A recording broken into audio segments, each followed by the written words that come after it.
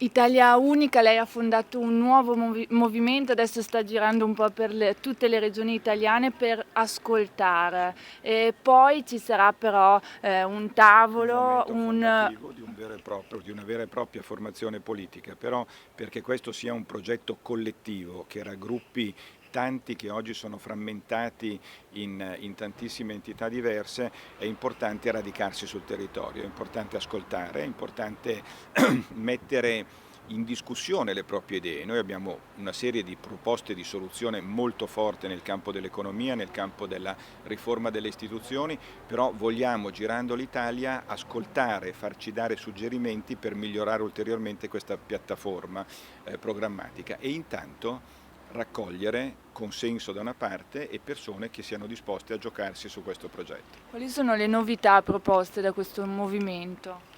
Beh, questo è difficile che glielo possa dire in pochi minuti. Certamente il piano che abbiamo presentato il 23 febbraio scorso è un programma che permette all'economia di rimettersi in moto e stiamo parlando di circa 500 miliardi di mobilitazione di risorse per rimettere in moto l'economia. 500, la politica tradizionale parla di 5, noi parliamo di 500.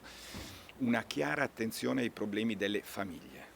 Cioè, quando si parla delle donne, della pressione che la crisi sta mettendo sulle famiglie italiane, noi ci dimentichiamo che i problemi poi reali delle famiglie sono la scuola materna, l'asilo nido, la scuola elementare a tempo pieno, la possibilità di potersi pagare la badante per gli anziani anche se il reddito è basso. Questi problemi sono prioritari se si vuole aiutare le famiglie e le donne. Poi bisogna avere una visione di paese e di modello di sviluppo che sia basato su istruzione e abbiamo proposte forti per rimettere in moto il nostro sistema dell'istruzione che oggi ha gravi debolezze, molto sull'innovazione, molto sull'ambiente, molto sulla cultura. E poi ci sono le istituzioni, quindi semplificazione di governo e Parlamento, del federalismo, molta eliminazione e riduzione di burocrazia, molta espulsione di partitocrazia e un funzionamento della giustizia, il tutto in un quadro europeo. Quando vuole ne parliamo più a lungo.